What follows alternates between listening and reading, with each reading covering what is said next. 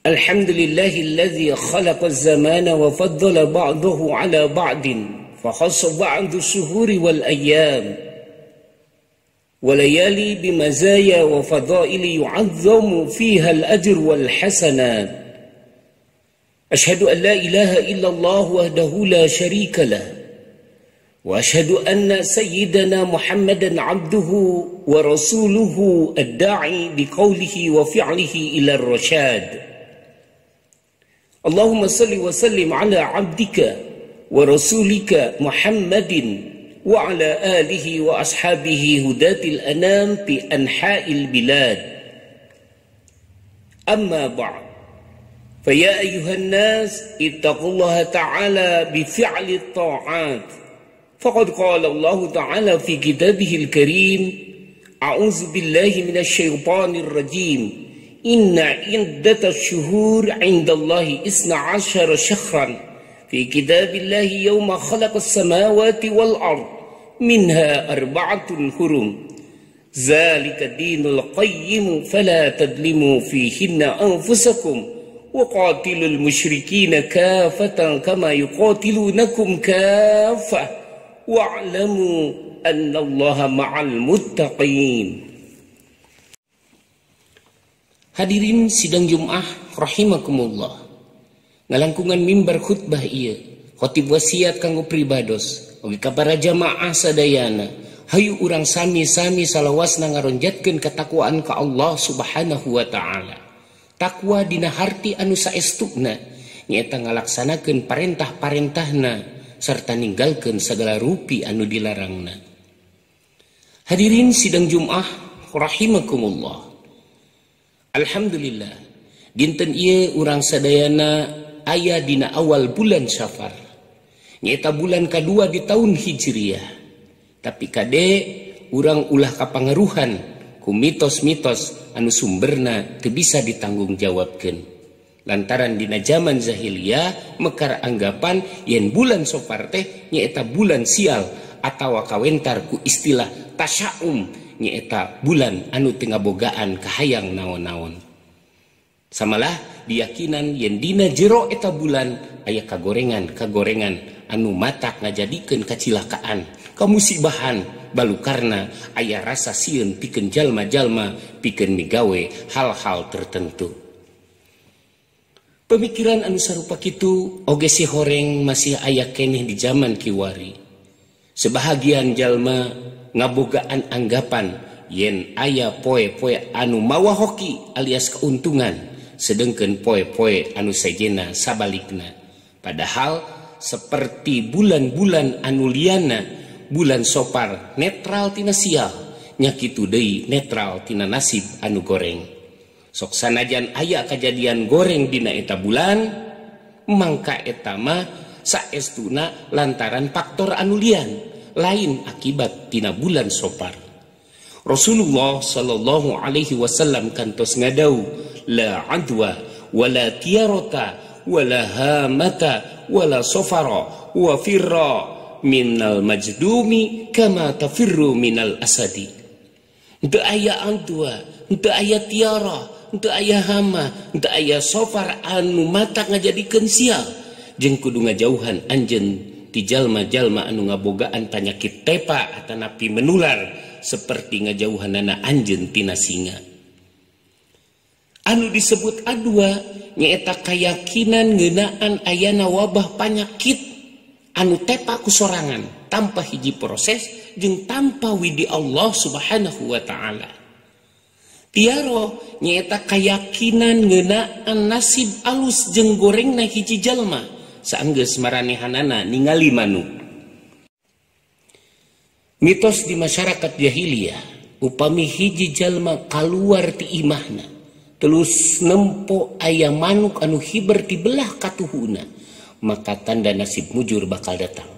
Sedengkeun upama eta jalma nempo manuk hiberna aya di belah kencana, maka tanda sial anu bakal datang. Antukna eta jalma teu jadi kaluar ti imahna. Sedangkan anu disebut hammah nyaeta mangrupa anggapan yen upama aya buak entep di luhur imahna, maka nandakeun nasib sial bakal datang ka anu boga eta imah.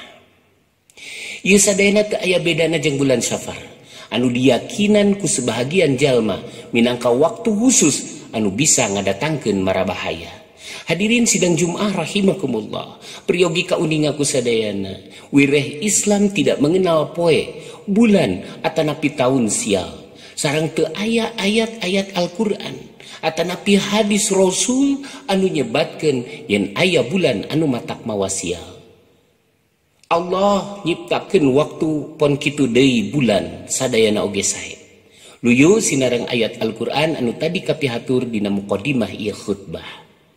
Kantun mulih deui ka urang kumaha cara ngagunakeunana upami urang tiasa ngagunakeun eta waktu, insyaallah baris manfaat kanggo urang. Al waktu kasayf illam taqtahu qataka. Waktu teh lir pedang, upama urang teu bisa ngagunakeunana eta pedang, maka bisa jadi ngabunuh urang. Kumargi kitu saban pagawean anu baris dilakukeun ku urang, kalintang dianjurkeunana kanggo ngadamel satu perencanaan atanapi rarancang anu asak kalayan ikhtiar anu maksimal. Saterasna nyaeta ngadua ka Allah Subhanahu wa taala. Teu kudu percaya kana mitos-mitos hayal anu teu kaharti ku akal. Cindekna upami jalma hayang bebas tina panyakit, maka eta jalma kudu hirup bersih jeung ngajauhkeun diri ti jalma anu ngabogaan eta panyakit.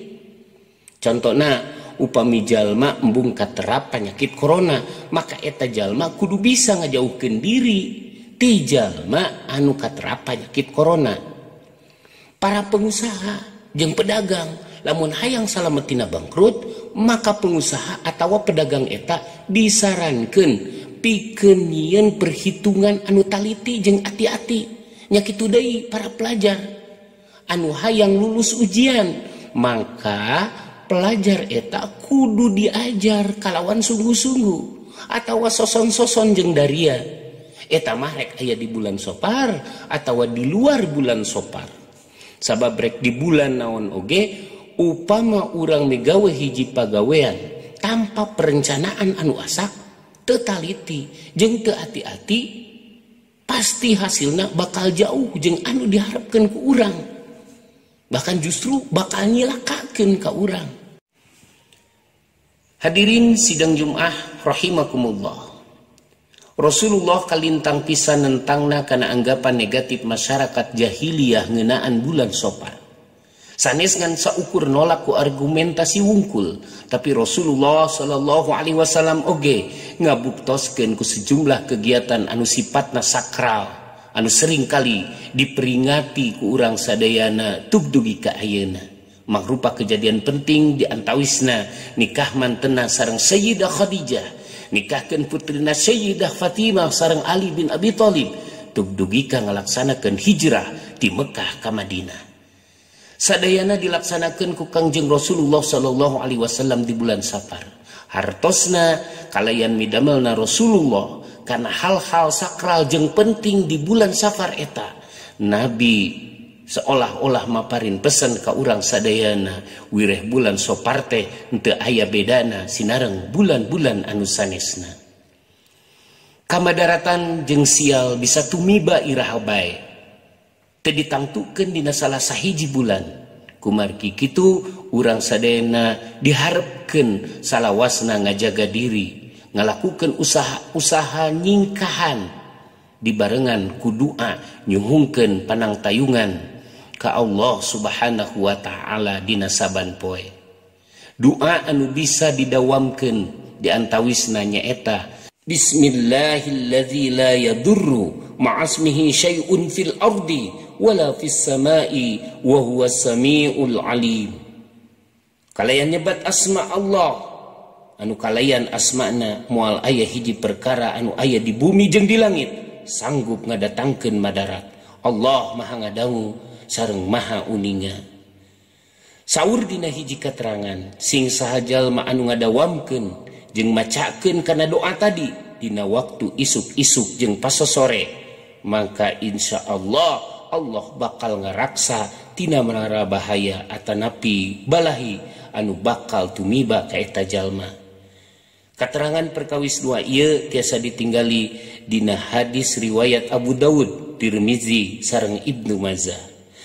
Hadirin sidang Jumat rahimakumullah, keberuntungan sejati yaitu ketika seorang hamba mampu dan bisa mengisi waktu dengan sebaik-baiknya dan selamanya taat kepada Allah Subhanahu wa taala. Sebaliknya, kerugian, mara bahaya itu akan datang ketika seorang hamba tidak bisa memanfaatkan waktu itu serta dia senang berbuat maksiat kepada Allah Subhanahu wa taala. Allahumma la khaira illa khairuka wa la tiyara illa tiyaruka wa la ilaha ghairuka. Ya Allah, teu aya kasayan angin kasayan ti Gusti sareng teu aya apes iwal anu parantos ditakdirkeun ku Gusti sareng teu aya sesembahan anu wajib disembah kecuali Gusti. Barakallahu li wa lakum fil Qur'anil azim wa nafa'ani wa iyyakum bima fihi minal ayati wa dzikril hakim wa taqabbal minni tilawatahu innahu huwas samiul alim.